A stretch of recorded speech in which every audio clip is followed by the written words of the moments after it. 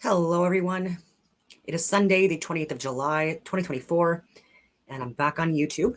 And so there's some things that I will attempt to refrain from saying while I'm on YouTube. And if I do get off the friggin' off track, I will end my YouTube stream and I'll head on over to Rumble. I highly recommend people take a look at my Rumble account, Don189. And I have so many videos out for, a number of years on Rumble that you're not going to find on YouTube, that you're not going to find on other Rumble channels. And yeah, I'm still very heavily censored and trying to figure out the reality of the world without a frame of reference regarding not only the shape, but regarding the ether, regarding light, regarding lasers and magnetism and gravity and things like that, and electricity. And then current events. And they're not popular with a lot of groups, especially when I talk about, oh my God, like even recently with the alleged Trump assassination. I believe that was staged and planned. Whether he was involved or not, I don't know. And we need the proof. We need the receipts. There's just a lot of suspicious activity that happened, and photo ops and things that don't make sense. And we were definitely misinformed. Not me, but there were people that were definitely misinformed right from the beginning. And I would highly recommend people take a look at my videos right out of the gate regarding that. And I haven't had to retract or walk back anything. Yeah. And luckily it's getting out there more. People are a lot more curious as to what the hell happened, because there's just, again, like a lot more information that needs to come out with that. But I digress. I was trying to look for videos yesterday on oil, well, petroleum not being a fossil fuel, and about the whole, I would say, conspiracy regarding, or scam or scandal, I guess it would be called, regarding the airline industry and the military industrial complex, and just how much people are possibly duping us regarding even our consuming of fuel, which I will possibly believe to be derived from tree byproduct. And I've shared a lot of videos about what was it? Whose name? Dennis. Oh God, I forget it. Fletcher.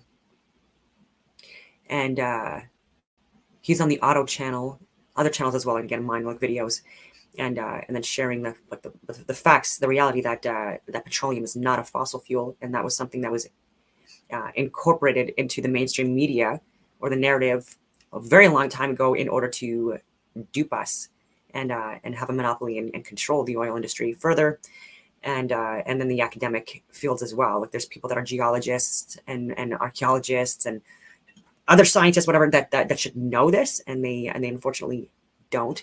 Just like, unfortunately, doctors when they go to medical school, and nurses when they go to medical school, whatever training they do, because again, there's multiple different training courses that nurses take in varying degrees. It can go from 2 weeks to years, right? And so, anyways, and they are getting sponsored and funded, and their education systems funded by pharmaceutical companies, and so there's clear bias and a push to have us consume pharmaceuticals and vaccines and things like that, instead of actual having healthy lifestyles and outcomes, right? Because then we're not clients anymore. So even with pregnancy, this is something that was monopolized by a team of male doctors. And again, I'm not slamming men. I say on this site repeatedly, or this channel repeatedly, that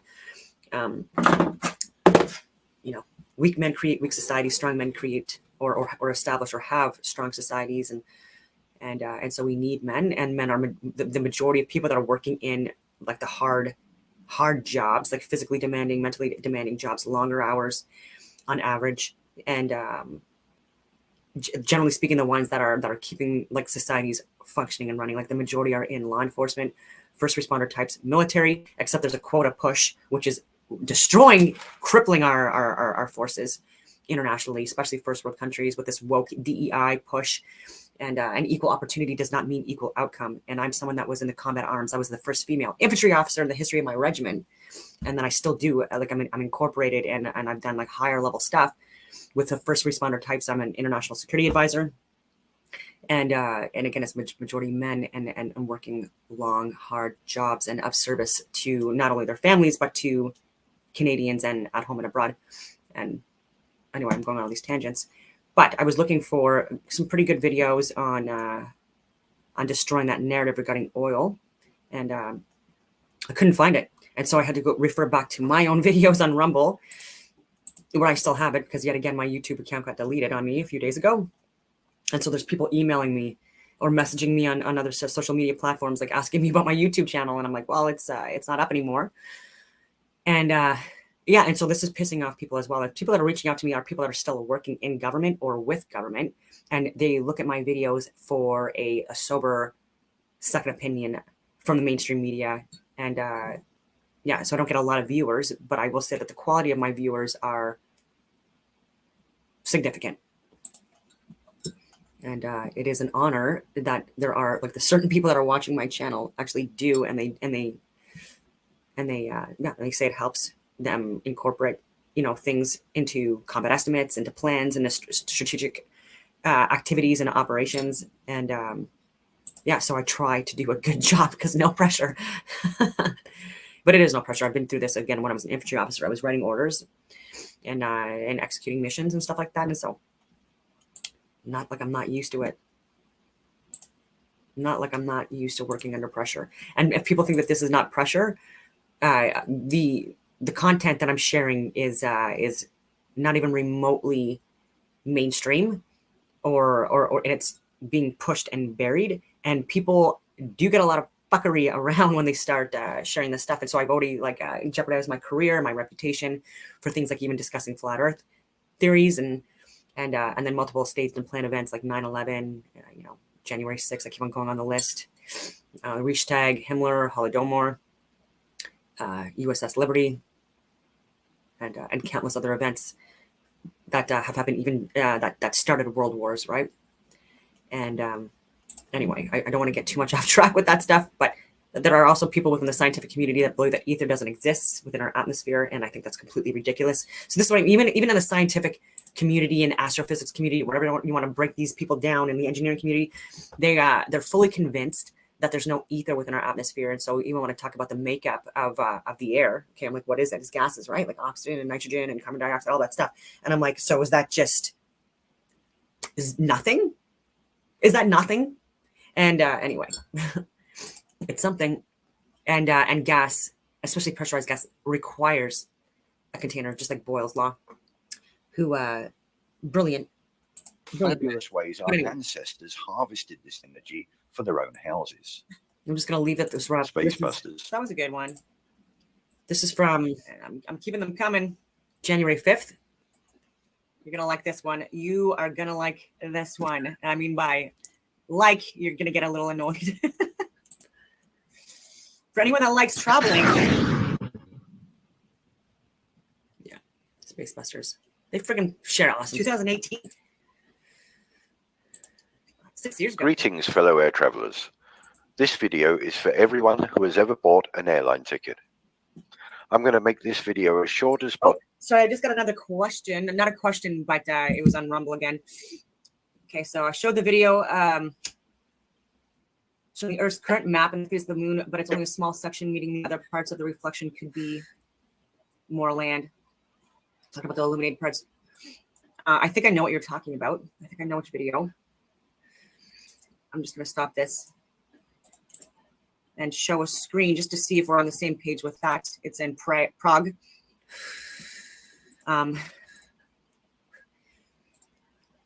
Anyway, I meant to say Prague, but so this clock right here is like the oldest clock. It's been updated and changed to like make it where you can't see like the original. Unfortunately, like this is so annoying that they do this, but you'll see where there's like a section of this clock where it shows like what we're being shown on this section of the world, and then there's other layers, right? So even the moon, the reflection that we're seeing, there's larger land mass, and there's been discussions where I've talked about like the luminaries, like the 7 original planets or luminaries, where there are some that have phases, right? Like Jupiter and Venus, and what we call the moon, they have phases, and then we classify the other luminaries like Saturn, Venus, Saturn, the sun itself, and Mars as suns, and so I was saying that like maybe because of like how close our sun, just at those areas, I'll talk about like outside land redundant. But yeah, I've talked about phases or varying degrees of the luminaries above being obscured or obstructed by some kind of other object. I hope that was a good explanation, because it's like not even 7 in the morning, and sometimes. That there is a deception going. Okay. Oh yeah, this one. Okay, sorry. There we go. Possible, but the large amount of information included will inevitably dictate the length, so please bear with me. Hopefully at the end of this video I will have convinced you that there is a deception going on right in front of your eyes. This affects every person that has ever travelled on a modern day airliner. If you're not convinced, then I hope that this information will have planted a little seed of thought that you can use later on when something else related comes to Say the light. least. We have been told that the fuel for a flight consists of about 50% of the ticket price. We have accepted this information for many, many years. What if that information was wrong? What if the manufacturers knew this and chose to keep it quiet? We've all experienced walking up the airplane steps, stopping in the queue and looking around. We look at the wings, we look at the engines, and marvel at the size of these amazingly powerful pieces of modern technology. Sometimes we also see the fuel being pumped into the wings. We think nothing of it. But what happens if we put our common sense hat on and take another look? Okay, so I'm gonna stop sharing that video because I found the original from Spacebusters, and I feel like I like giving them credit. And then the longer you actually watch a video, like the more it upgrades the video. And so I already liked it. And again, this is from 6 years ago. So let's see. It also has a part 2 apparently. I'm gonna open that as well. Anyway, but I'm gonna play this directly from their site.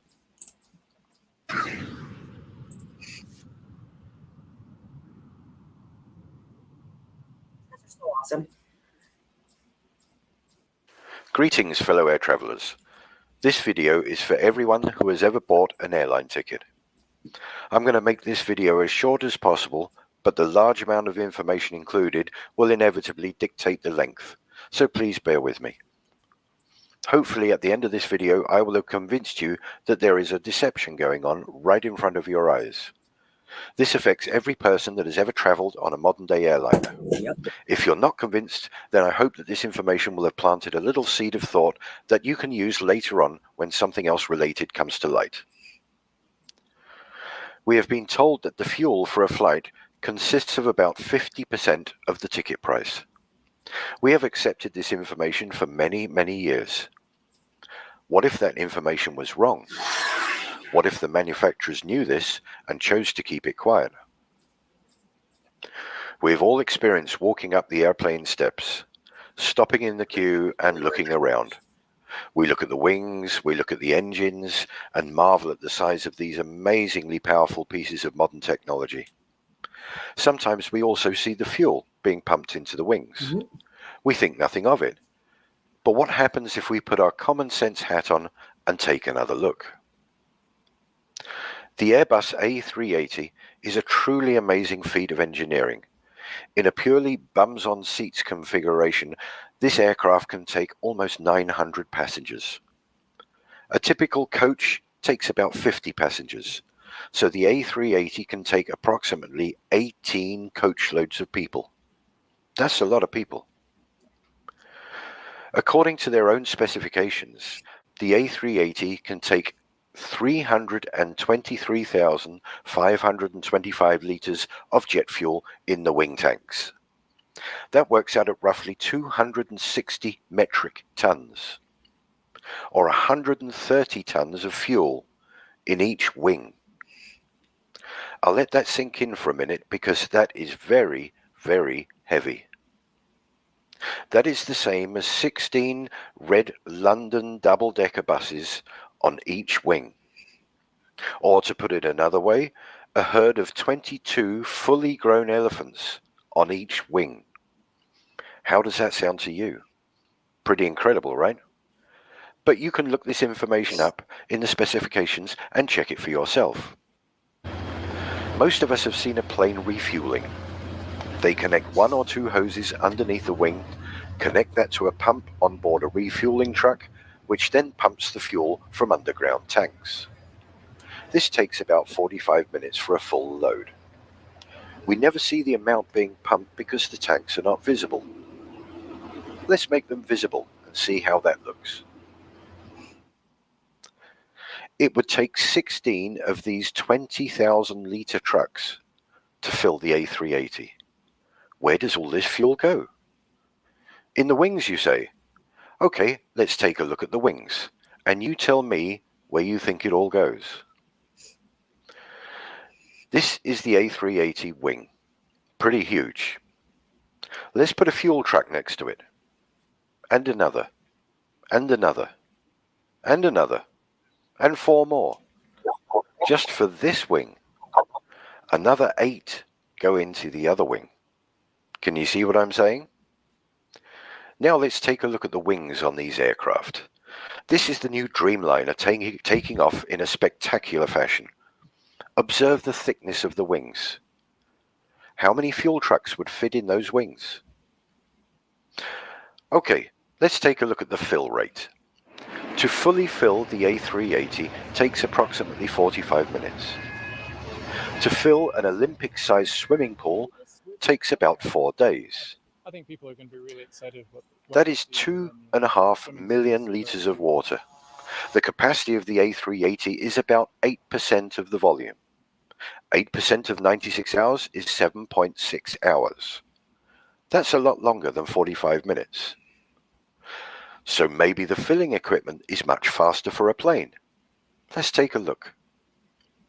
This is filling a swimming pool. And this is filling an aircraft.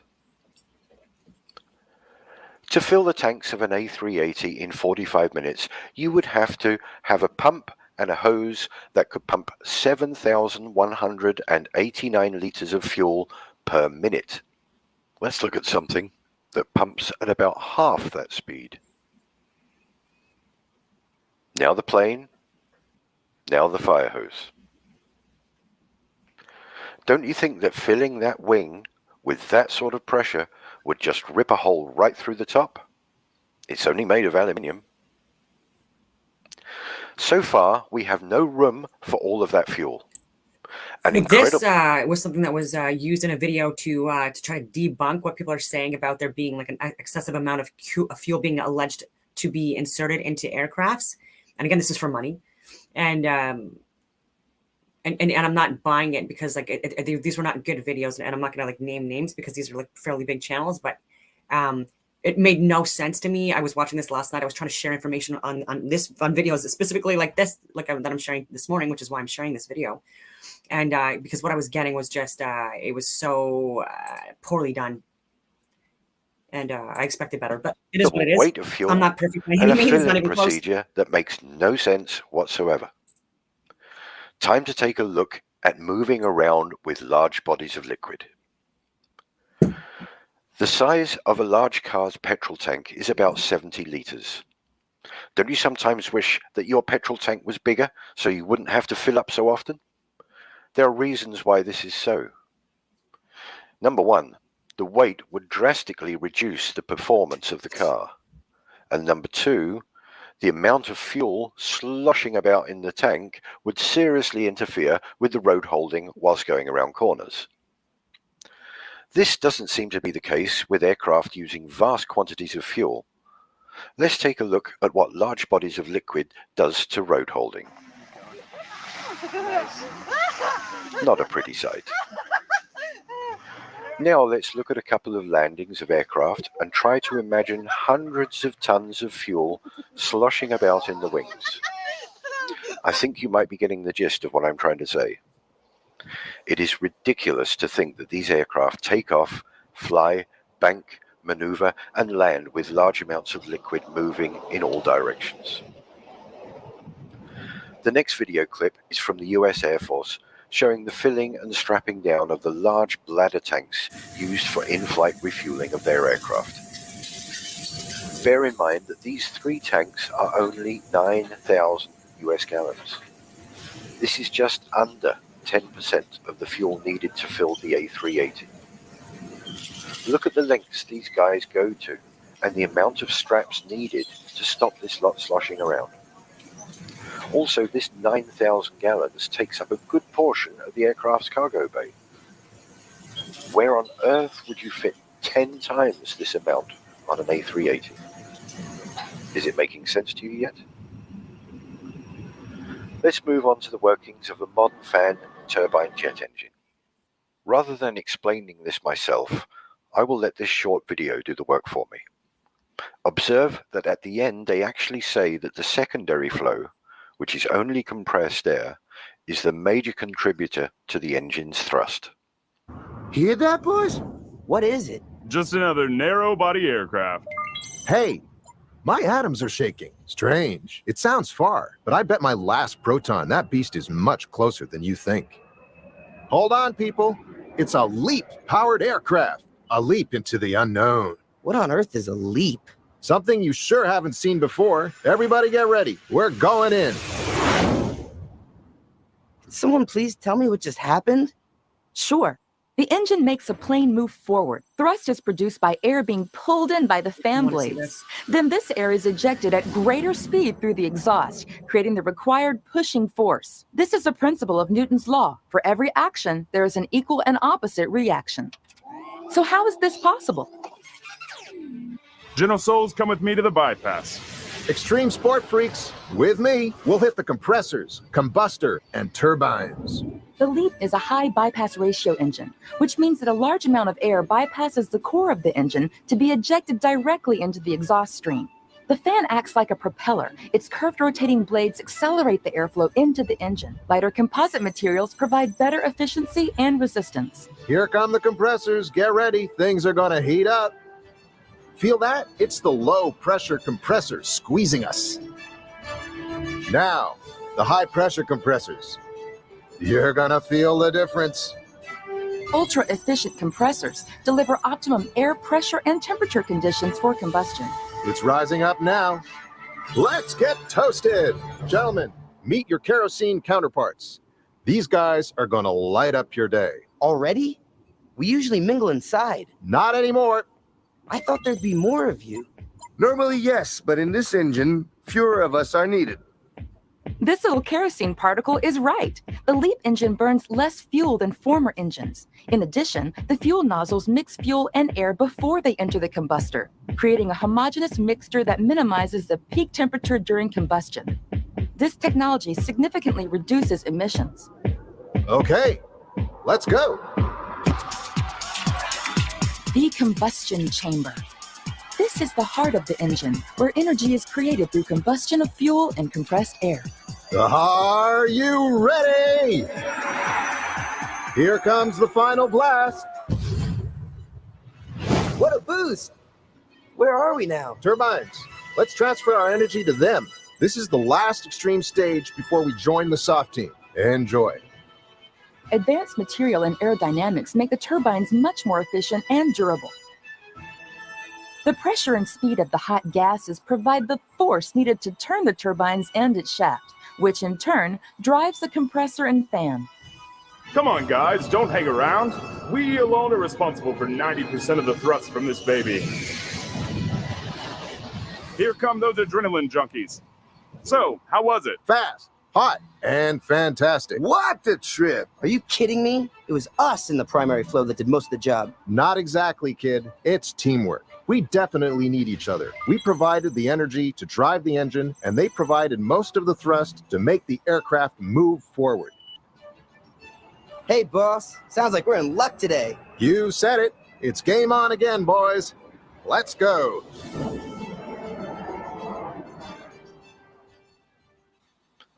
Now let's watch how compressed air ejected at force into ordinary air reacts.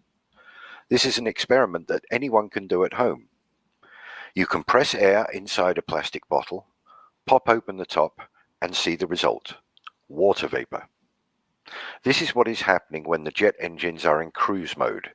They are running purely on compressed air, and the contrails are water vapor being ejected out from the engines. While small amounts of fuel are needed to get the jet engine up to speed, when in cruise mode, the engines use very little to no fuel whatsoever. We are being charged huge amounts for fuel that doesn't exist.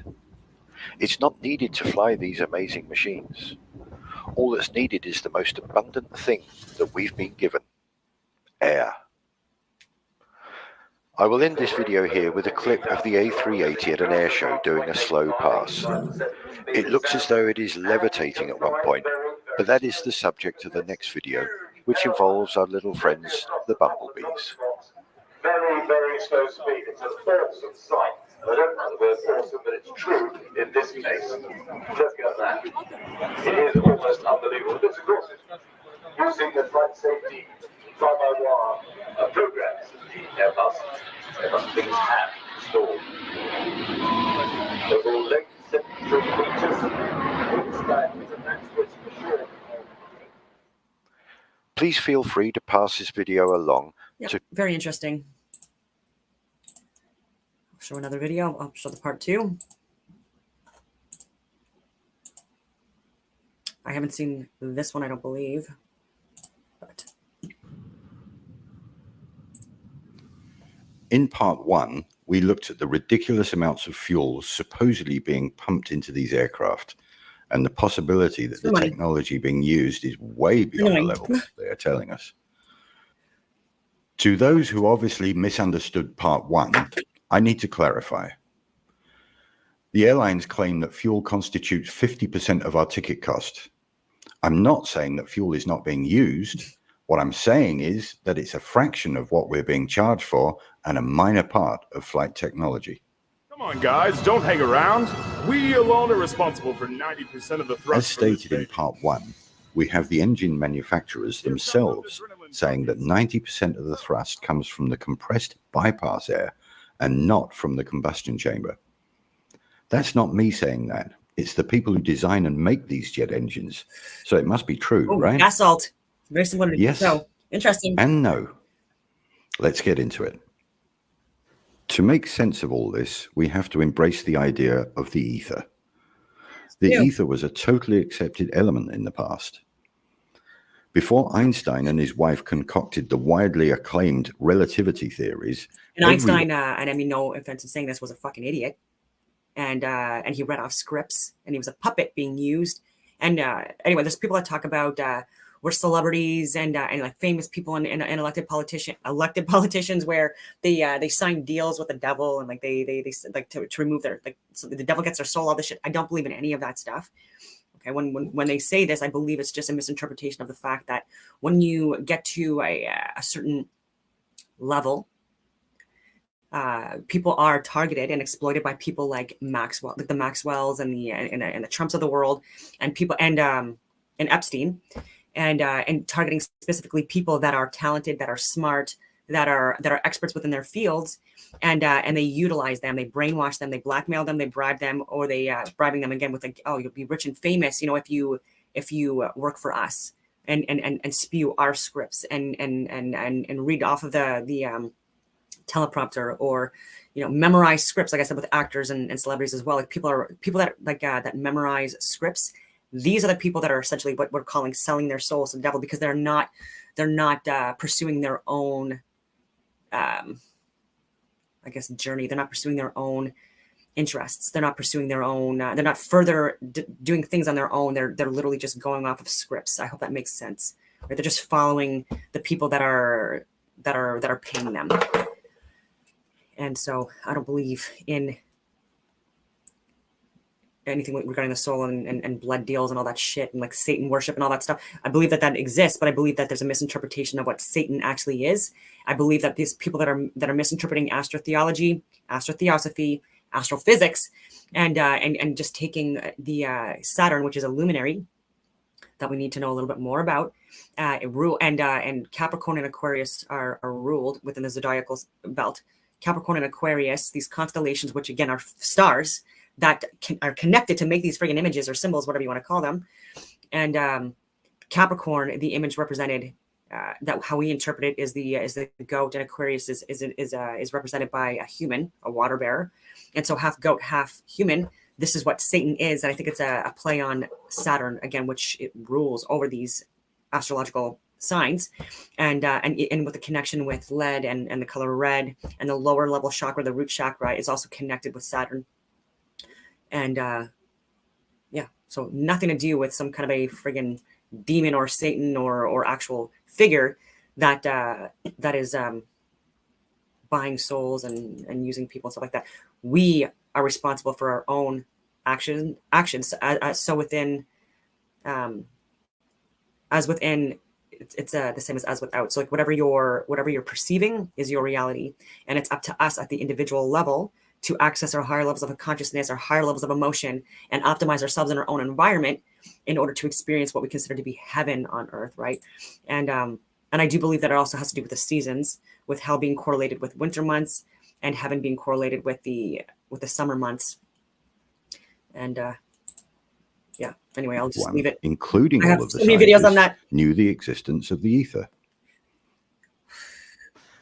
In one fell swoop, Einstein got rid of the ether and everybody else followed suit. The age-old technologies used in the design of these aircraft and engines also utilize the properties of the ether. That's the bit they're not telling us. To do so would fly in the face of contemporary scientific thinking, and they would be forced to recognize the existence of this hugely important element. Elements. I said at the end of part 1 that I would be mentioning our little friends, the bumblebees. Well, to do that, I first have to bring you up to speed with Victor and Victor. If you visit Victor Schauberger's Ripley's Believe It or Not page, you will find it sadly lacking in important information. This man was a master at decoding the secrets of nature, a prolific writer and far ahead of his time, yet the mainstream scientists chose to ignore his work and label him a nutcase. Just this fact should throw up a plethora of red flags with people. This man dedicated his whole life to the study of nature, and he came up with some truly fascinating stuff. Levitation, propulsion through the ether, and implosion technology, to name just a few. That's very interesting. This is the stuff that I've also been on, doing my own work, doing my own research, doing my own interpretations. I'm not going off of videos. And so, but I share videos when they reinforce ideas or beliefs or interpretations of reality that I'm more closely subscribe to or identify with. And so this, again, I haven't watched this video before, but I've talked about this in videos, and we're and we seem to be on the same page, even though like we come from like obviously different eras and different backgrounds. It's just very interesting to me. Let's start with implosion technology to show you that he wasn't just making this stuff up. Alrighty. As you will see in this clip, the gas that she's holding with mixture of hydrogen and oxygen, and I've talked about this being incredibly important, and the different states of hydrogen and oxygen at various densities, temperatures, and pressures do completely impact this cosmos. Will be enough to blow a gaping great hole in her hand, but it doesn't. Perfect. That's because it implodes rather than explodes. The force goes inwards rather than outwards. Implosion technology. In 3, 2, 1. Okay. You could judge by the loudness of the implosion that there was a great deal of energy created, enough to seriously injure her, but apart from being slightly shaken up, she seems fine. Victor's main body of work was with water, but he postulated and demonstrated that this technology works just as well in other mediums, one of them being air, or the ether. Air is our medium, water is for the fish, but the two are intrinsically locked together because both mediums behave the same way when coerced. As for the birds. I highly recommend watching the links for Victor's work in the show notes. These patterns and properties are used throughout nature, in the environment, in trees and shrubs, in flowers, and in animals. Basically, the whole of nature conforms to these rules, and Victor figured it out. As I showed earlier, Victor confirms that using the vortex idea on an aircraft, it will literally suck its way through the ether rather than thrusting against the air molecules. Schauberger's central approach here was the principle of matter transformation. The elements of the air, particulate matter, and gases are converted in this repulsator. One part escapes through the ring rotator. And the radiation energy, Schauberger talks about synthesis electricity, is emitted through the central axis. The repulsion creates a biological vacuum along the axis in front of it, into which the aeroplane is sucked.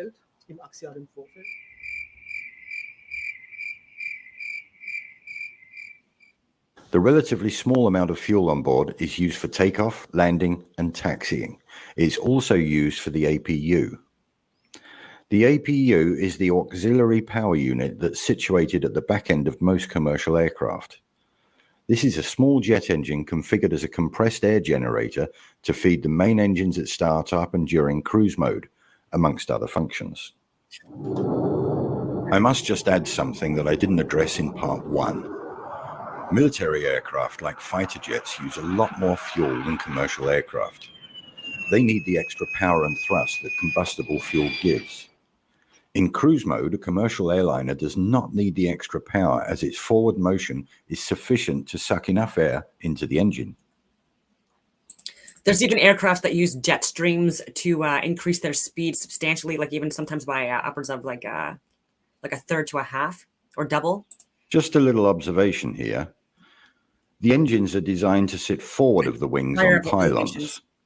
From an engineering standpoint, it would be much easier to place them directly under the wings. As most people think, the jet engine spews out masses of superheated exhaust gas. If this was the case, then why would they put the exhaust directly under the wing where all the supposed fuel is stored? Next time you look at an aircraft, try and find the scorch marks under the wings from all of the super hot gases. You won't find any. The small amount of hot gas being ejected from the combustion chamber is surrounded by cooler, compressed air. Don't you think that these people should be in hospital with nasty burns from the super hot gases?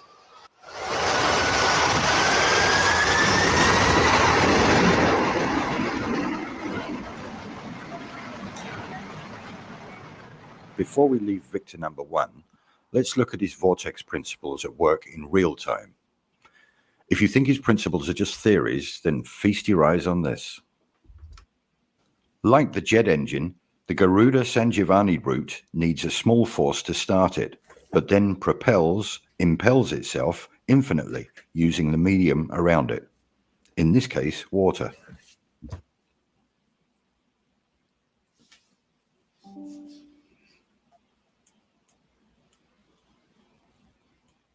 Despite the downward force of this water, the route impels itself even vertically, just as the jet engine does through the medium of ether. There is much, much more to talk about with Victor Schauberger's vortex principles and how the aircraft manufacturers utilize the natural forces of nature to assist flight, but I don't want this video to be too long. Again, check out Victor's work for yourselves and you'll see the connections. Time for Victor number 2. Viktor Grebennikov is lesser known than Schauberger, but his research and experimentation is just as extensive and important. For those of you that have seen this video before, I apologize. Some of this is going to be redundant. So derives its reasoning from nature. It's a man named Grebennikov from Russia. Grebennikov was kind of a non-conventional scientist. He was an entomologist, did a lot of work with bugs, entomology. And his favorite thing was to go out into the steppes of Russia and into the various outer hinterlands and camp out in the summers and study his favorite subject. This might look like a radio-controlled bee, but it's actually a bee with a little radar transponder on it, which means that we can track this bee as it flies around the field. And these little guys can carry 90% of their body weight in pollen, so it won't affect the way it flies. First of all, the bees are flying much faster than predicted, an incredible 30 miles an hour, even when fully laden. The next surprise is where the bees go. They almost always overfly potentially decent food. And once they've found their patch, they then repeatedly shuttle to and from it. And this is the really clever bit. In spite of 30-mile-an-hour crosswinds, whether out or back, they all fly in dead straight lines. The bumblebee can't fly aerodynamically. Yeah. And he's right. And I said, well, what did bumblebees do? And they said, well, they levitate. And I said, well, how's that? And he says, come on, I'll show you. And he showed me, he wrote a book, incidentally. I don't know if it's still in print. It's in the Library of Congress. The book is called Tomorrow's Energy Need Not Be Fuel.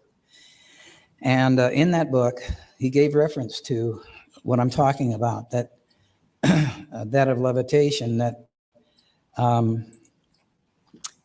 the bumblebee, when he starts to beat his wings, when he starts to flap his wings, there's Yeah, a good point was brought up on Rumble. Like most people think that that jet engines are similar to car engines. No, no.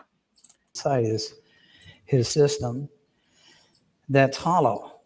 And when he beats his wings, he starts to resonate this energy, and it goes back and forth, just similar to a guitar strumming on one side of the room and hitting the same chord on the other side of the room, or somebody hitting a high C and breaking a crystal. It's the same thing. It's resonance. And he said, what they do, they resonate. And when they resonate, they eventually reach the resonance of the field around them. And he explained it this way to me, that the Earth was, of course, spinning, but it was operating on a frequency of 8.5 hertz. Earth is a stationary flat plane. The ether spins Per second. Or I said what I said. And he says, once this bumblebee hits that resonant frequency of its surroundings. And hummingbirds, there's other, and even like the beetles, like I was showing in yesterday's video, also have levity capabilities. It becomes a free agent. It creates a magnetic bubble around itself, and it can go anywhere it wants. Magnetic bubble. And I said, well, that's not in any of the science books. He said, I know. You probably never see it there either, but that's what happens. They'll discover it someday and bring it out, but it's just we have a conventional way of doing things, and then we have a natural way of doing things, and they're totally different. They're diametrically opposed. Diametrically, yeah. The important point here is the bees. As you've heard, the bumblebee shouldn't really be able to fly. Those wings are way too small to lift that chubby little body off the ground. In fact, it's a bit of a conundrum also for the mainstream scientists. They can travel in perfectly straight lines for long distances without any deviation, even during a howling crosswind. Because of the resonant frequencies produced by the vibration of their wings, they create a bubble in the ether, protecting them from any outside interference. So levitation by sound waves is a real-world effect. You want more proof?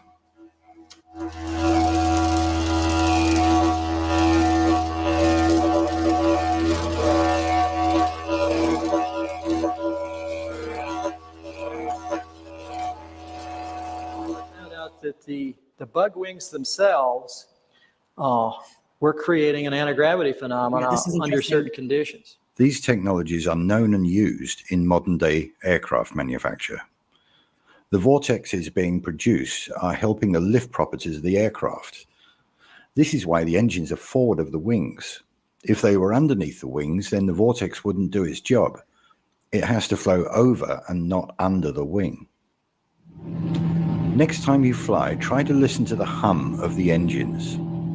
It changes pitch when going into and out of cruise mode.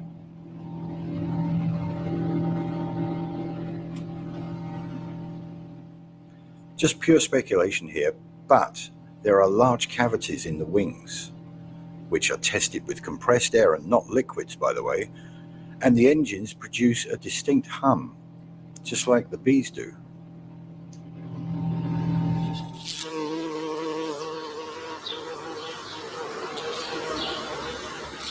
So the tale of two victors comes to an end. I highly recommend watching all the video links in the description box, as you will gain a much better understanding of the natural forces at work here. As always, this is just my own musings, and they are by no means definitive, but the scientific evidence and the observable effects definitely backs up. It's a man named Grebennikov from Russia. Grebennikov was kind of a non-conventional scientist. He was an entomologist, did a lot of work with bugs, entomology. And his favorite thing was to go out into the steppes of Russia and into the various outer hinterlands and camp out in the summers and study his favorite subject. And on one of these expeditions, he started seeing some weird effects. This is all explained in great detail on the AchilleNet site if you type in Grebennikov and his flying box or gravity platform. But anyhow, the result of this was to show that he found a certain bug that didn't fly, it levitated. And this was, he'd put this bug into a little vial or something, and he saw this vial jumping up off the lab table, jumping up and down. And of course, this is patently impossible based on any time of normal physics. So he got into this, and he found out that the bug wings themselves were creating an anti-gravity phenomena under certain conditions. And of course, what we have here, if you analyze, I think I found the bug, actually a beetle. And if you analyze this bug structure, you see a hexagonal pyramid structure array throughout the entire bottom wing of this bug. Turns out that beetles have two wings. The top wing is called a wing cover, and what the beetle does is it lifts this wing cover up, and then it flips out its lower wings or inner wings. Now the bug cover protects the inner wings, but when it gets excited or something, it flips these other wings out, and it flaps these other wings, and the other wings, the inner wings flap a little, and this beetle goes gyrating around. They can't fly very good, but they sure levitate great, I guess. And anyway, he took a whole bunch of these bug wings, and he glued them to like a Venetia blind structure, and he put it into a little platform he built. So they were all, these bug wings were all covered in here. And he used I theorize he used the wing covers as well as the inner wing itself. There's also a kind of a handlebar on this thing with some controls. You can see the thing a little better here in detail. The controls, I think, had to be manipulated continuously and probably vibrated to create the same action that the bug was doing. There was also down at the base some kind of a lever, which I suspect controlled the amount of lift he was getting out of this thing. Anyway, Grebennikov claimed that he could fly this thing or levitate it, and it would go around at almost 1,000 miles an hour. Now you ask, how can that happen? Interesting. You know, well, 1,000 miles per he hour. said that people claim at the equatorial ring area that the average speed of the Earth spinning from west to east, which again it's the sun and the luminaries moving from east to west, approximately 1,030 or 1,060 miles per hour. You know, and then significantly slower, like really slow, almost like not even moving. Apparently at the poles, nonsensical stuff. It's the ether that does this this centrifugal, force, the spin, and comprised of largely of gases, ether, air, whatever you want to call it. there was an energy field that built up around this thing due to this gravity field building up in the platform. And by this thing building up, it built out a force field that basically surrounded him and protected him from the local environment. So even though he was flying at 1,000 miles an hour, you could go, you could be wearing your Sunday best suit and not get it flutter a bit at 1,000 miles an hour. I'm not sure I'd want to stand on something going 1,000 miles an hour that's 2 feet square. But this picture here shows him sitting on the ground, and these pictures are much better. And that's not enough proof. I totally agree, but it's just compelling. AchilleNet site. This is the platform with him on it about 3 to 6 feet above the ground, because here's the shadow here down below. Now you could say this is all faked, but if you get into the other things he did with shape, they almost mirror the stuff that I discovered. And it proves, I guess, that there's either two crazy people in the world, or there's two people that have found the same discoveries. So I think that this is a valid phenomena, and I'll show you why. Look at the structure. Next slide is a micrograph that I took of a beetle inner wing. This is at 100x. If you look closely at this thing, you can see rows of bumps all along the bottom of this wing. Each row is staggered from the next row next to it. And this is all over the surface of the bottom of the wing. Now, I don't know of any aerodynamic surface that has bumps all over the bottom to help it fly better. If you blow this up to 430x, you can start to see some of this microstructure of the cells that form where these bumps are. The next slide, at 970x, you start to see what these bumps that stick up are.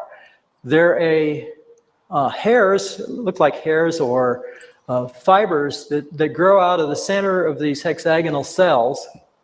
And of course, this harkens back to my basic shape power discovery, is that each one of these, because of their shape going down to a point, is creating a magnetic field. And remember, a magnetic field is a rotating... Even doing this in water, like this looks like the shape, like of the, we call the donut shape, like the electromagnetic toroidal field hyperboloids that are created by this cosmos, this electromagnetic reality. And again, magnetism is the stronger force that overpowers electricity once you go higher up in elevation with less pressure, and the temperature and density is being altered, obviously, as well. And piece of vortex in the ether. That was very interesting. I hope this is not too much of a like nerd stuff for people, because I do talk about current events. I'm tracking what happened at the Olympics. I'm tracking that Joe Biden, allegedly during like this, like the address to the nation, that he looked a couple of inches taller. I'm aware that in Paris, that there was Satanists and people that are atheists and people that are being propagated in the media more and more as part of this woke DEI narrative and push. And they're the fucking groomers, and I mean no offense in that, but it's just a reality. And so, like, even making fun of the and mocking the Last Supper, I do believe that Jesus Christ is a representation of the sun, just like Mithras, Dionysus, Horus, Krishna, Apollo, Attica, countless others throughout history that are seen as deities or prophets. That even Pythagoras, actually, if you want to look at people that were not prophets, but people that were seen as the greats of their time.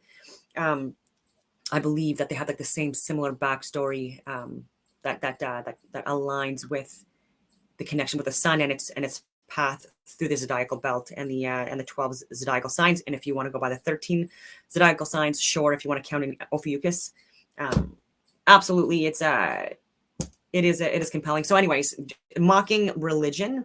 And so Christianity seems to be the religion that is attacked the most. Yes, this is conspiratorial because people that subscribe to the other religions or identify by other groups that are not even classifying themselves as being like part of a religious group, but being part of a different breed of humans, they would suggest otherwise, and they paint themselves as fucking victims, and they're not. Even us, we're not victims. People that subscribe closer to Christianity, just by virtue of where I come from as well. Like, I'm just more familiar with that religion.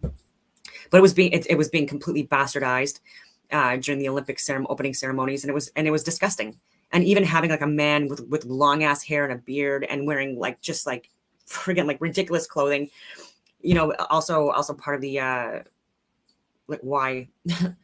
And then today there's a blackout in Paris, and people are trying to make connections with that. It's biblical connections. I don't believe in that either. But anyways, there's been blackouts in Paris. If you want to talk about more current events, I know in China there's been multiple bank collapses. I've been predicting that for like that this is going to be the year, and there's going to be possibly bigger bank collapses and cyber attacks and blackouts in September, October timeframe.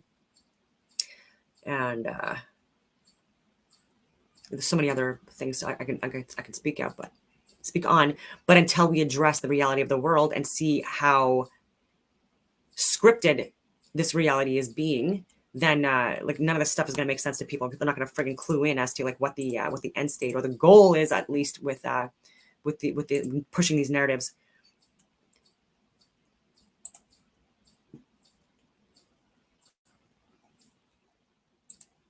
And I can go on a tangent too about socialism and communism and how like people think that this is like the answer to society. But if you want societal collapse, absolutely. And where I think the biggest thing that people get wrong with communism and socialism is that people don't do anything. Right? They think that, yeah, I'll just get money and I'll just like do whatever I want at home, not realizing that the only way that this can be possibly even like remotely effective is if you have a means of exchange also at the individual level, right? So like not relying on government handouts, which again, like is needed in order to have like this like freaking communist socialist state. And it's where everyone is living on equal grounds, and it's at the lower levels, of the Maslow's hierarchy of wants and needs, and how to self-actualize.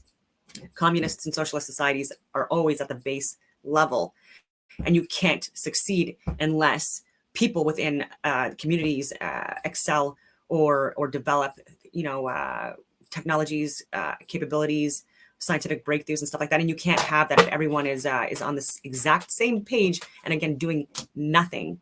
All right, because then you're going to get forced to do things, right, in order to make societies function. Like, still needs food, you still need water, you still need a form of energy, you still need to maintain infrastructure of varying sorts. And so if you are not going to willingly do that, then you're going to be forced to do that, right? And so, with forced drafts, forced concentration camps, forced work, and getting paid pretty much nothing. And if you want to look at North Korea and Venezuela and countless other countries, China, for an example of what not to strive for,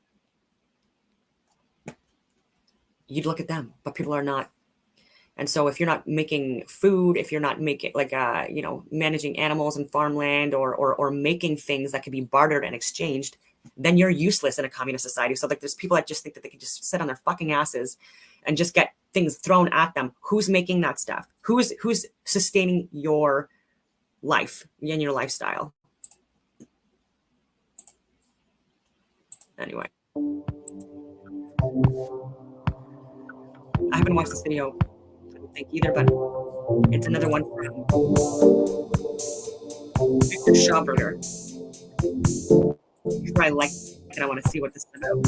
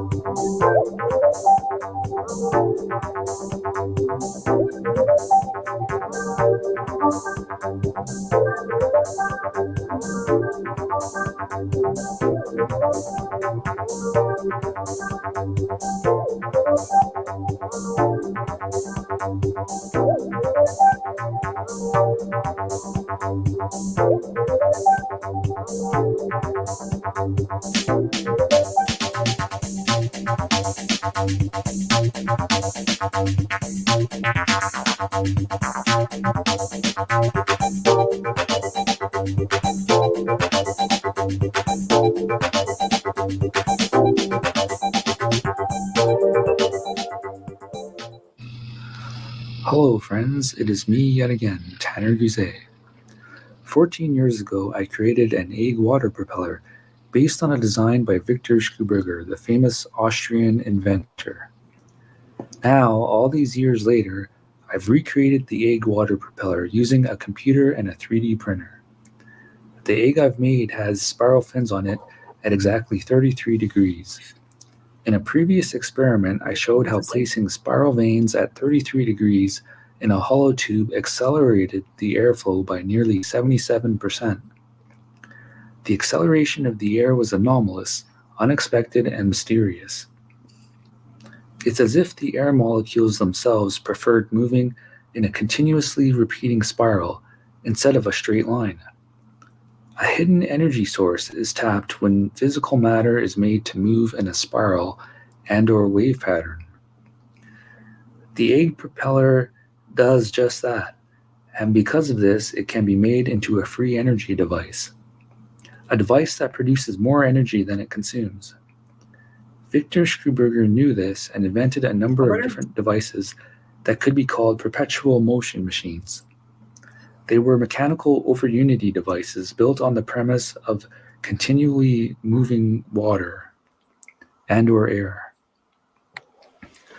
I've come up with a couple of my own crude ways in which I can use my egg propeller to even with this, like the shape of the different hemispheres of the brain, like these the makeup that I believe to be of this Earth, like it largely follows this drive a generator that theoretically will produce more electricity than it takes to power the egg propeller.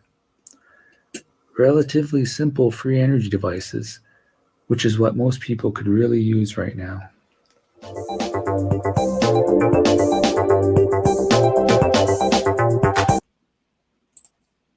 Interesting. I do want to show a lot. Is this the one?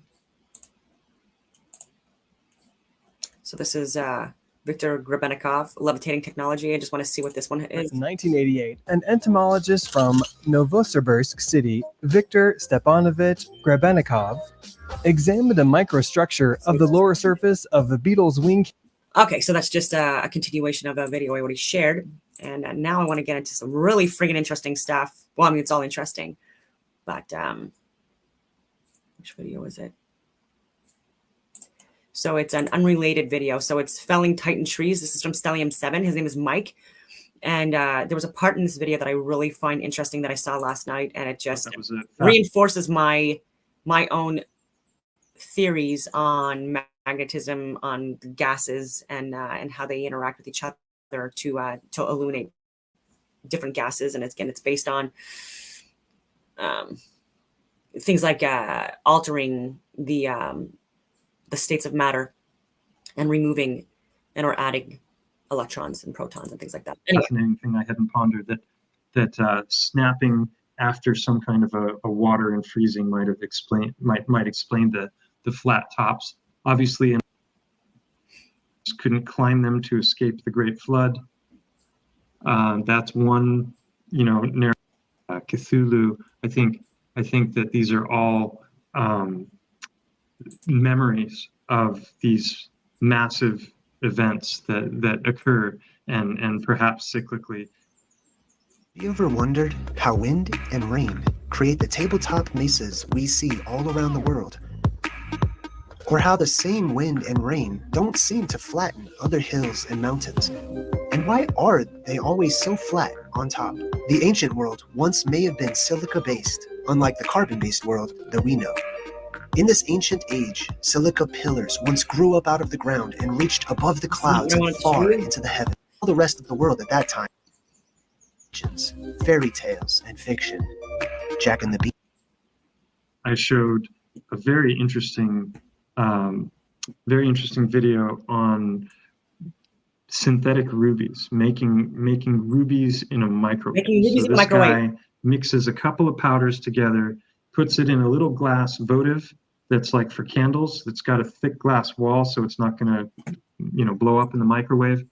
Puts a ceramic lid on it that allows for a little bit of vibration and movement, so the plasma from the magnetron of the microwave can enter into the votive and interact with these powders.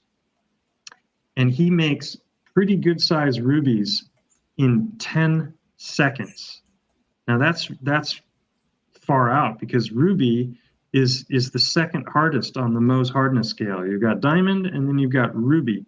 So he's going from powder to crystalline structure ruby through plasma in 10 seconds, which is to me unequivocal proof of rapid petrification, and that crystals don't just grow, they happen as a result of different kinds of events. And the plasma apocalypse appears to have been one of those events. And I highly recommend a series called the Primer Fields, where this guy... You want to wait for this, trust me, like he's getting to it. Brilliant. This guy has done just the most amazing work, where he he creates plasma in a vacuum tube or a pressurized. It's an enclosure. Creating plasma in a vacuum tube using magnetism. Where he's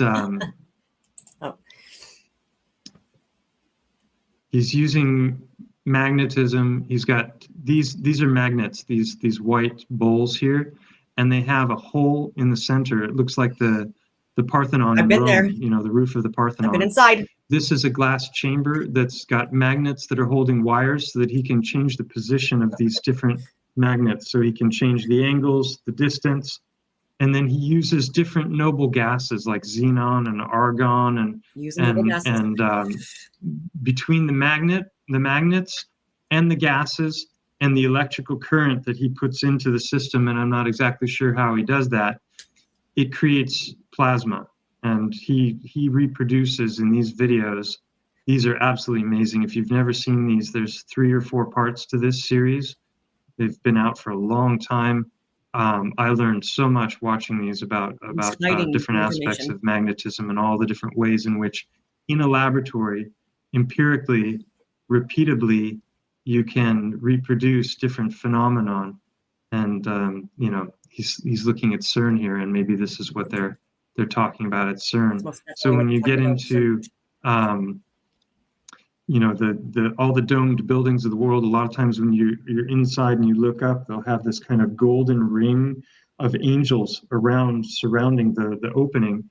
And I think he's alluding to the idea that maybe that's what they're representing in those domes, is that this is what's, you know, what's happening in different ways in our environment. So yeah, check out the primer fields if you haven't. He shows this was so fascinating. I'll just show this really rapidly. This is the magnetic field in action. He's got these 2 magnets facing each other and a plexiglass between them, and then he's just introducing little steel ball bearings, and they immediately align themselves based on the magnetic field, and they space themselves out perfectly. And yeah, it's just, you know, another one of those things of when you see how cells work and molecules, you know, there's these outer rings, just keeps introducing new ones. Check it out, the primer fields.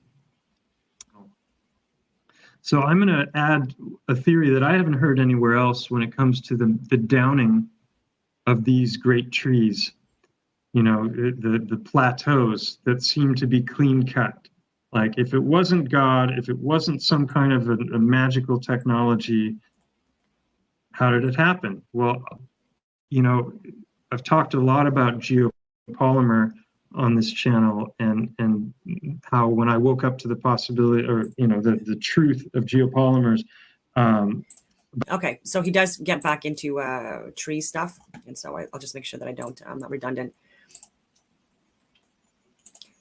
I downloaded the PDF for the Gateway project to discuss like the whole Hemi sync thing that I mentioned on my title. But 9 June 1983, approved for the release 2003, September 10th. So you've got all the references here. Subject analysis and assessment of Gateway process. 2, Commander U.S. Army Operational Group, Fort Meade, Maryland 20755. So you tasked me to provide an assessment of the Gateway experience in terms of its mechanics and ultimate practicality. As I set out to fulfill the tasking, it soon became clear that in order to assess the validity and practicality of the process, I needed to do enough supporting research and analysis to fully understand. Yeah. So this is from Wayne M. McDonnell, Lieutenant Commander.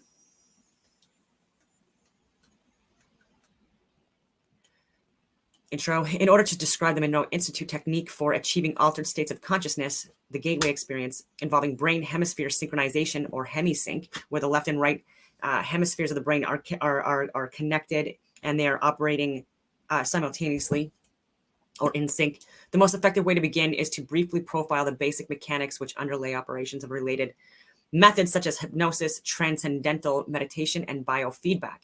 It is easiest to effectively describe what Gateway is by beginning with a short description of those associated techniques. that share some common aspects with the gateway experience, but which are nevertheless different.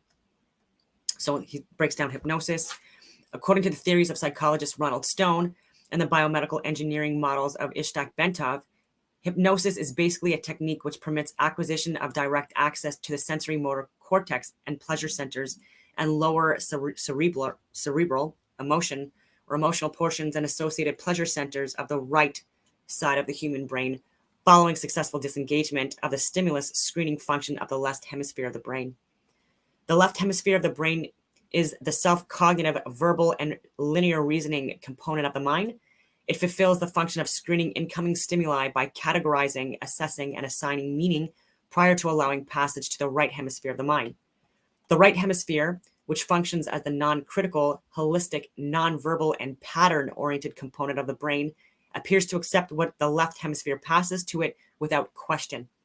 Consequently, if the left hemisphere can be distracted, either through boredom or through reduction to a soporific semi-sleep state, external stimuli, to include hypnotic suggestions, are allowed to pass unchallenged into the right hemisphere, where they are accepted and acted upon directly. The result may involve emotional reaction originating an emotional reaction. This is why people are always trying to elicit emotional reactions in people, because it's getting them out of their executive functioning, critical thinking mind and more suggestive to narratives that are being pushed on us, and operating at the lower frequencies of the brain waves seem like the theta and delta seem to offer where that there's more suggestions that can be incorporated and reinforced into the brain. And so anyway, both the sensory and the motor cortices of the right cerebral portion of the brain contain a sequence of points known as homunculus, which corresponds to points in the body. See Exhibit 1 next page. Anyway, stimulation of the corresponding area on the cortex causes intermediate response in the associated portion of the body. Consequently, induction of the suggestion that the left leg is numb, if it reaches the right hemisphere unchallenged and is referred to the appropriate area of the sensory cortex, will result in an electrical reaction being generated that will induce the feeling of numbness. Similarly, the suggestion that the person is experiencing a general feeling of happiness and well-being would be referred to the appropriate pleasure centers located in the lower cerebral portion of the cortex of the right hemisphere, thereby inducing the suggested feeling of euphoria. Finally, suggestions such as one that informs the hypnotic subject that he enjoys enhanced concentration or powers of memory would be responded to in the right hemisphere by accessing unused information storage capacity normally held in reserve as a result of left hemisphere selection and control processes. And so that's why even when interviewing or interrogating people, a method utilized is a form or tactic of varying degrees of hypnosis, in order to allow people to access those memories or that information that is being blocked. Transcendental meditation, on the other hand, transcendental meditation works in a distinctly different fashion. In this technique, intense and protracted single-minded concentration on the process of drawing energy up the spinal cord ultimately results in what appears to be a creation of acoustical standing waves in the cerebral ventricles, which are then conducted to the gray matter in the cerebral cortex on the right side of the brain. And the CSF, or the central, the cerebral spinal fluid, also is critically important in relaying data or information. And so, as a result, according to Bentov, these waves will stimulate and eventually polarize the cortex in such a way that it will tend to conduct a signal along the homunculus, starting from the toes and on up. The Bentov biomedical model, as described in a book by Lee Sinella, MD, entitled Kundalini Psychosis or Transcendence, states that the standing acoustical waves are the result of the altered rhythm of heart sounds, which are occasioned by prolonged practices of meditation, which set up sympathetic vibration in the walls of the fluid-filled cavities, which comprise the third and lateral ventricles on the brain. In addition, according to Bentov, the states of bliss of the brain, not on the brain. Anyways, in addition, according to Bentov, the states of bliss described by those whose Kundalini symptoms have completed the full loop along the hemispheres may be explained as self-stimulation of the pleasure center in the brain caused by circulation of a current along the sensory cortex. And that's what they talk about even with Christ oil, accessing the Christ oil in the brain and the connection of the pineal gland, pituitary gland, and thalamus, and like accessing that oil and getting it to vibrate or make its way up. And I believe that's also like the symbol of the snakes or the snake. Anyway, Bentov states that exposure to mechanical or acoustical vibrations in the range of 4 to 7 hertz cycles per second, so lower frequencies, between 4 and 7, for protracted periods may achieve the same effect. Bentov cites as an example repeated riding in a car whose suspension and seat combination produced that range of vibrations, or being exposed for long periods of time to these frequencies caused, for instance, by an air conditioning duct. He also notes that the cumulative effect of these vibrations may be able to trigger a spontaneous physio-kundalini sequence in susceptible people who have a particularly sensitive nervous system. This is the last one, biofeedback. The third consciousness-altering methodology, which will be briefly described as biofeedback. Biofeedback is somewhat unique in that it actually employs the self-cognitive powers of the left hemisphere to gain access to such areas of the right brain as the lower cerebral, motor, and sensory cortices and assorted pain or pleasure centers. Instead of suppressing the left hemisphere as assorted pain or pleasure centers, where am I here? Instead of suppressing the left hemisphere as is done in hypnosis, or largely bypassing and ignoring it as is done in transcendental meditation, biofeedback teaches the left hemisphere first to visualize the desired results and then to recognize the feelings associated with it, with the experience of successful right hemisphere access to the specific lower cerebral cortex, pain or pleasure or other areas in the manner needed to produce the desired result. Special self-monitoring devices such as the digital thermometer are used to inform the left brain when it succeeds in keying the right hemisphere into accessing the appropriate area.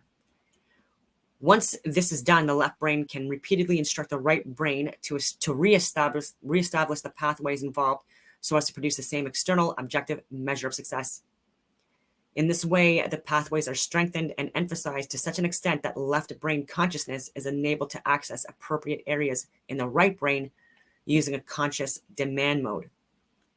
So if he wishes to increase circulation in the left leg in order to speed up healing, he may concentrate with his left brain on achieving that result while carefully monitoring a digital thermometer connected to the left leg. So this goes down. Gateway and Hemi sync. Now that we have briefly profiled the basic mechanics of the principal techniques for altering or expanding consciousness, which share some of the objectives and or methods employed in the gateway experience, we may proceed to focus on what that technique actually involves.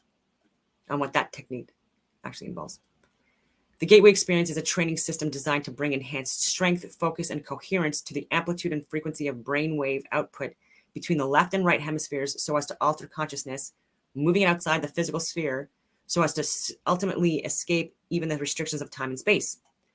The participant then gains access to the various levels of intuitive knowledge which the universe offers. What differentiates the gateway experience from other forms of meditations is its use of the Hemi sync technique. Hemi sync. Why do I keep on saying sync? Anyway, Hemi sync. Sorry. Anyway, technique which is defined as a monograph by Monroe Institute trainer Melissa Jager as a state of consciousness defined when the EEG patterns of both hemispheres are simultaneously equal in amplitude and frequency. Talking about 4 to 7 hertz for frequencies to listen to that assists with gaining that Hemi sync, combination. Lamp versus laser. Melissa Jager uses a metaphor to help clarify the process involved in the use of Hemi sync in the gateway experience. She points out that the human mind in its natural state may be likened to an ordinary lamp, which expends energy in the form of both heat and light, but in a chaotic, incoherent way, which diffuses its energy over a wide area of rather limited depth. On the other hand, the human mind under the discipline of Hemi sync acts after the fashion of a laser beam stream of light. The stream of energy is projected with total coherence of both frequency and amplitude such that the surface area of a laser beam contains billions of times the concentrated energy found in a similar surface area of the sun. Gateway assumes that once the frequency and amplitude of the human brain are rendered coherent, it is possible to begin accelerating both so that the human mind is soon resonating at even higher vibrational levels. The mind can then bring itself into synchronization with more sophisticated and rarefied energy levels in the universe.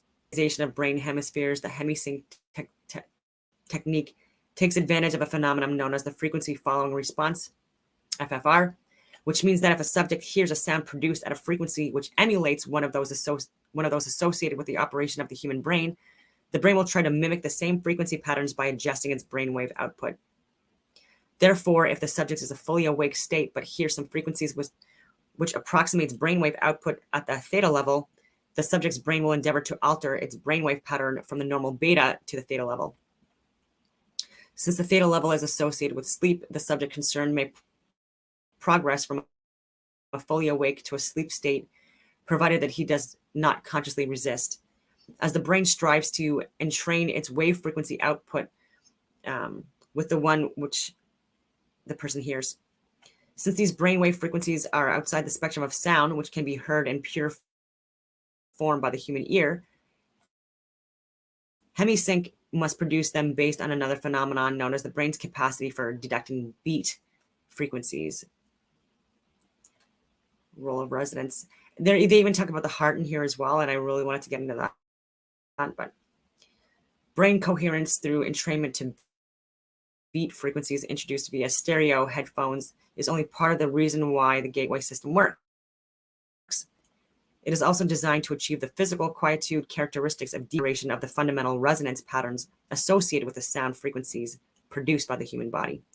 Yoga, Zen, or transcendental meditation, if practiced long enough, will produce a change in the sound frequencies which the human heart resonates throughout the entire body. According to Bentov, this change in resonance results from elimination of what the medical profession calls the bifurcation echo, so that the sound of the heartbeat can move synchronously up and down the circulatory system in harmonious resonance approximately 7 times a second. So you've got that 7 in there as well.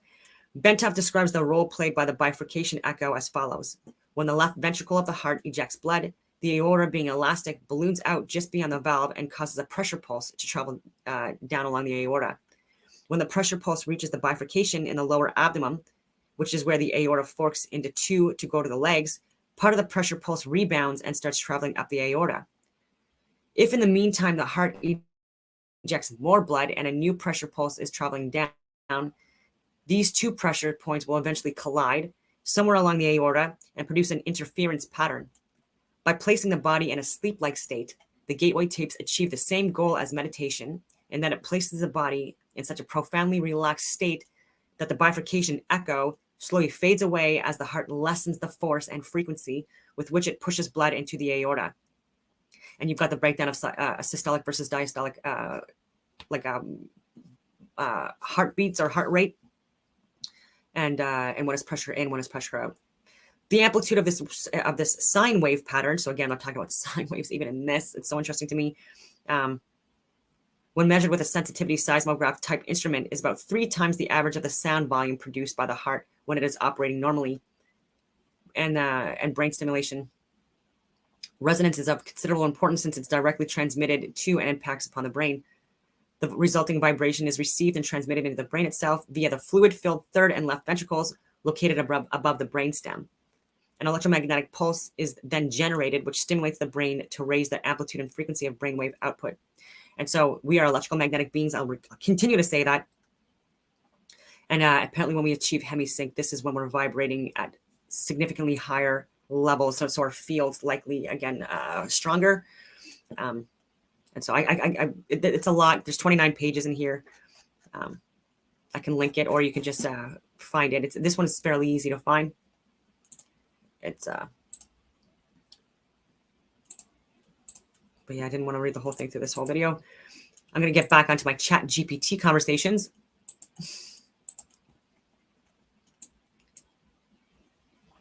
So I've already talked about this. Ultraviolet rays used to be called oxidizing rays.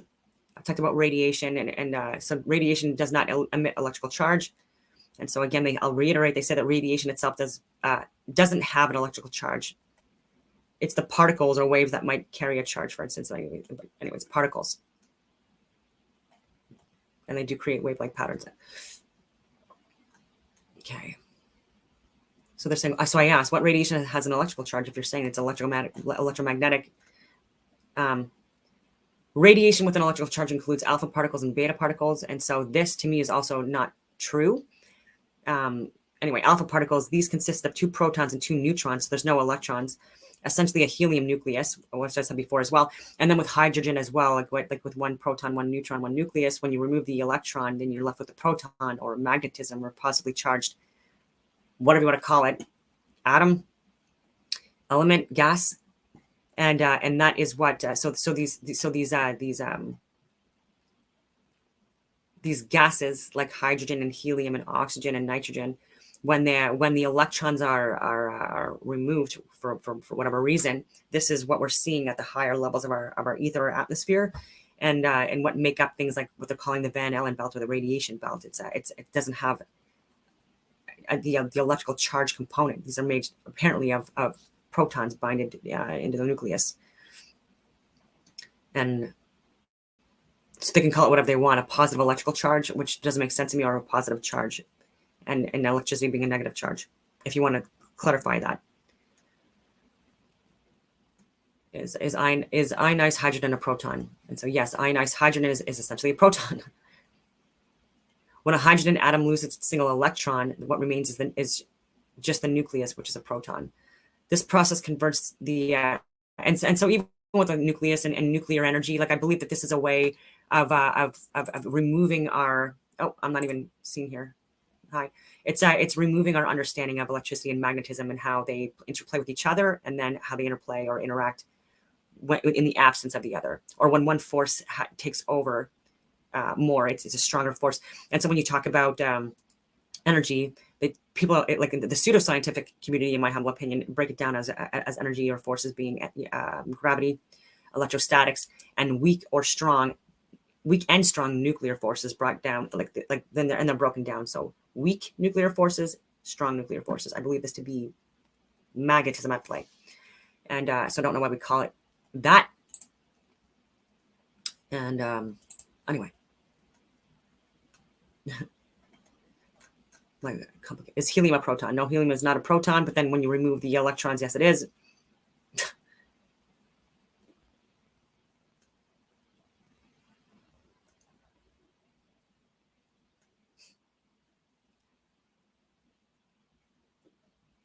So ionized helium. When a helium atom loses 1 electron, it becomes a positively charged ion with a charge of +1. This is because the loss of an electron leaves the helium ion with more protons than electrons, resulting in a net positive charge. And then in other atmospheres, there would be a net negative charge. That would be when electricity overtakes magnetism as the stronger force, like in water and in salinated water, especially at lower pressures and temperatures. If helium loses both electrons, it becomes a helium ion with a charge of +2. This is often referred to as an alpha particle in radioactive decay contexts, but in other contexts, it is simply a helium ion with, in other contexts. You're just trying to explain away reality of the fucking world. No offense. And then I try to ask things like, is a positive electric charge another term for magnetism or radiation? They're saying no. Giving bullshit explanations of magnetism again that I'm not subscribing to.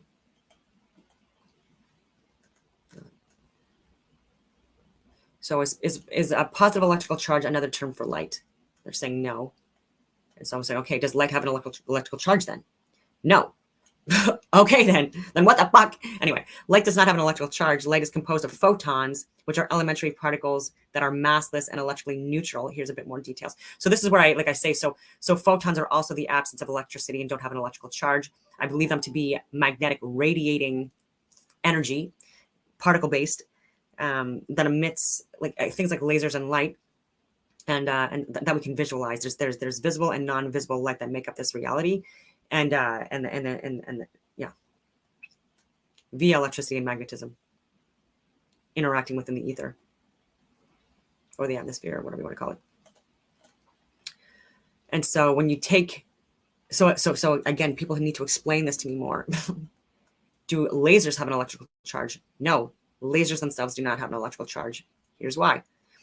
A laser produces a beam of light that is coherent, monochromatic, and highly directional. This light is, unless you change the modality. Anyway, this light is made up of photons, which, as previously mentioned, are electrically neutral and do not carry any charge. Laser device. The device that generates the laser light may involve charged particles in its operation. No shit. Ions in a gas laser. However, the resulting laser beam itself does not carry an electrical charge. No, it carries a magnetic radiating charge. And lasers do impact us. They are strong. They can cause fires. They can cause damage to us and our environment at various strengths and frequencies and different light spectrums, like do interact with the environment differently as well. And yeah, so I just wanted to get that get that out there in the to the audience that's interested in this stuff. I don't necessarily know a lot of people that are interested in magnetism and electricity and redefining the like the fundamental laws of physics and nature and energy. But if you're open to this and would be willing to work with me to further study this and get this out into the scientific communities to just discuss, because again, like these videos, it's not even a touch of the research that I do, the notes that I take, the references that I cite. And so this is stuff that I would really like to get into the weeds with people. And I've tried to engage multiple different scientific communities, education systems, committees, boards, and there's no buy-in yet, which is unfortunate. And yeah, so anyways, it's already a long video. And so I think on that, I will leave it at that.